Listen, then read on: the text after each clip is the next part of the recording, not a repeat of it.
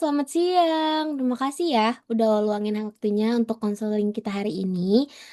Sebelum saya mulai, mau tanya dulu nih, apa yang bikin kamu memberanikan diri untuk konsultasi hari ini? Halo, selamat siang Mbak. Makasih ya sebelumnya udah ngeluangin waktunya. Akhirnya aku bisa konsultasi hari ini.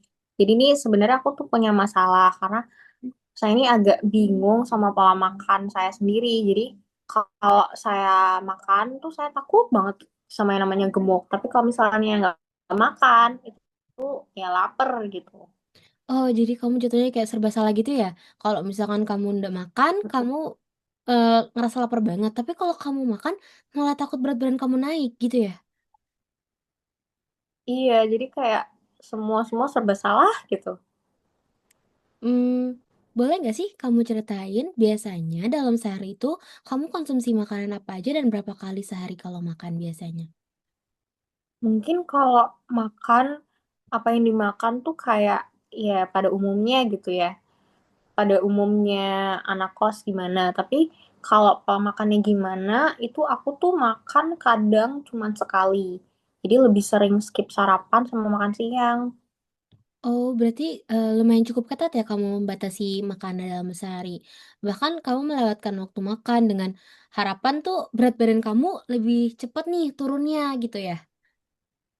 Iya, tapi nanti tuh ternyata malamnya jadi lebih lapar.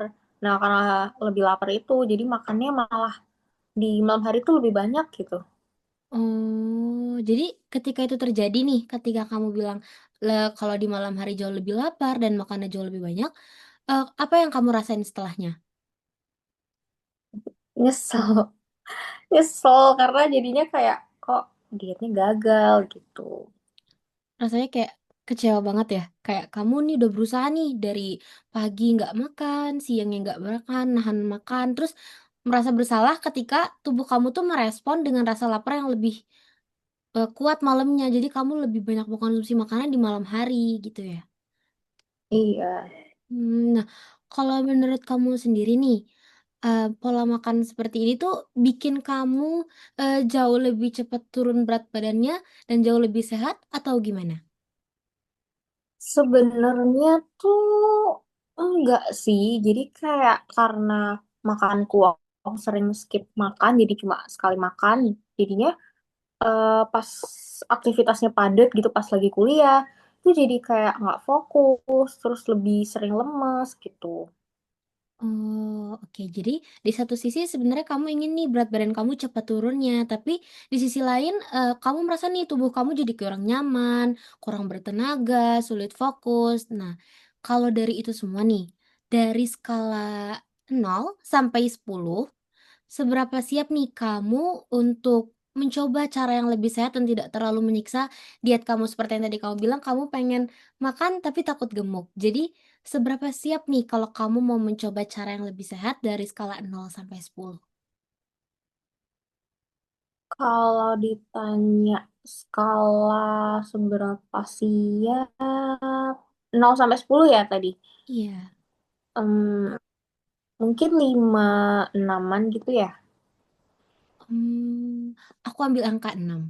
Karena ini nunjukin banget Boleh. nih, kalau sebenarnya kamu tuh ada keinginan untuk berubah dari merubah pola makan kamu, cara diet kamu untuk menurunkan berat badan kamu. Tapi, eee, mau tanya juga, apa alasan kamu nih yang membuat kamu tuh nggak memilih angka 3 ataupun 4? Karena jujur beberapa minggu terakhir jalannya tuh kayak capek. Karena outputnya jadinya lemas, nggak fokus gitu kan. Jadi aku ngerasa kayak, wah aku nih harus lebih sehat gitu.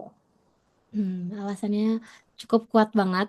Jadi kamu tuh udah peduli nih terhadap kesehatan kamu dan itu penting, bukan karena, "Aku mau diet, mau nurunin berat badan, jadi aku skip makan pagi, makan siang," yang bikin aku ujung-ujungnya jadi nggak sehat.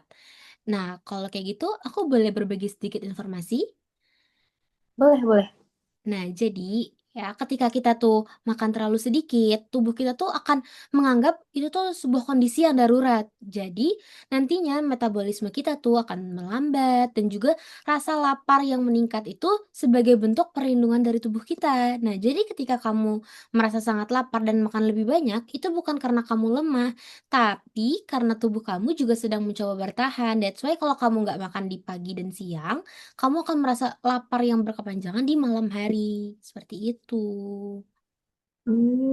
Jadi emang bukan karena badannya kita yang nggak punya kontrol gitu ya? Bukan. Jadi kan tubuh kamu nih menjalankan fungsinya nih di setiap hari. Selain itu kan body image itu juga seringkali dipengaruhi nih di standar media sosial yang belum tentu realistis kayak banyak yang bilang cantik itu harus kurus, cantik itu harus tinggi. Itu semua tuh enggak. Tubuh sehat itu bukan berarti harus kurus, harus tinggi, tapi tubuh yang memiliki energi, yang kuat dan juga berfungsi secara optimal dan juga sehat. Seperti itu. Jika kamu bersedia nih, kita akan fokuskan satu perubahan kecil yang realistis minggu ini.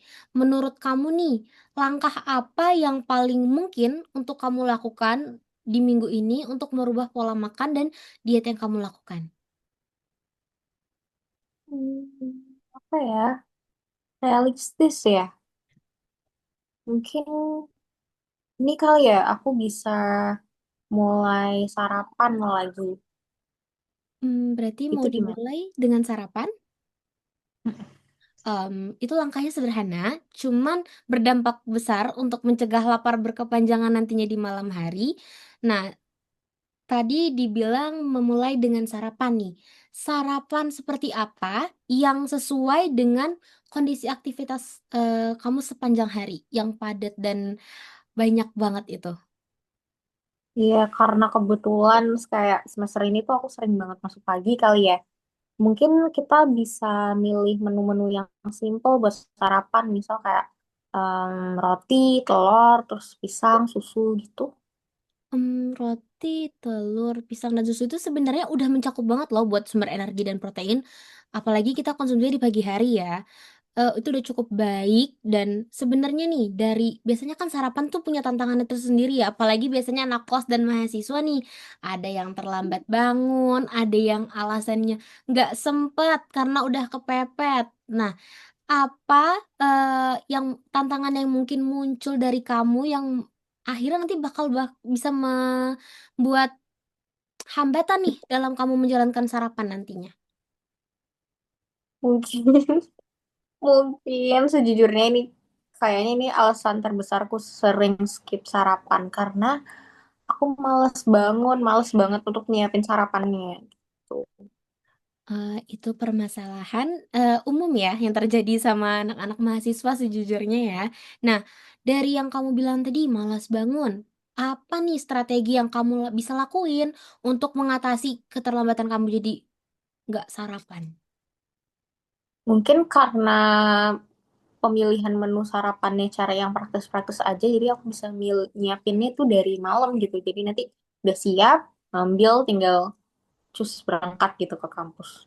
Oke, itu solusinya sangat realistis ya. Jadi kamu udah mikir nih gimana cara ngadepinnya. Kalau misalkan disiapin dari malam kan kalaupun agak terlambat ya bangunnya, udah tersedia semuanya gitu. Jadi hari ini tuh kita membahas pola makan yang kamu tadi bilang. Jadi kita bahas pola makan yang bikin kamu tuh nggak tertekan dan juga lelah dalam menjalaninya. Kamu juga sadar nih jadi pengen jadi lebih sehat, mengatur pola makan, dietnya dengan benar dan minggu ini juga kita berkomitmen nih untuk mulai sarapan setiap hari sebagai langkah awal menuju pola makan yang lebih sehat dan juga seimbang. Gimana nih perasaan kamu setelah kita menjalani konseling ini? Mungkin lebih lega atau jadi lebih takut menjalani seminggu ke depan? Mungkin ini ya, sedih karena kayak aku kan awalnya ngerasa aku mau makan, tapi aku takut gemuk. Kalau nggak makan, lapar.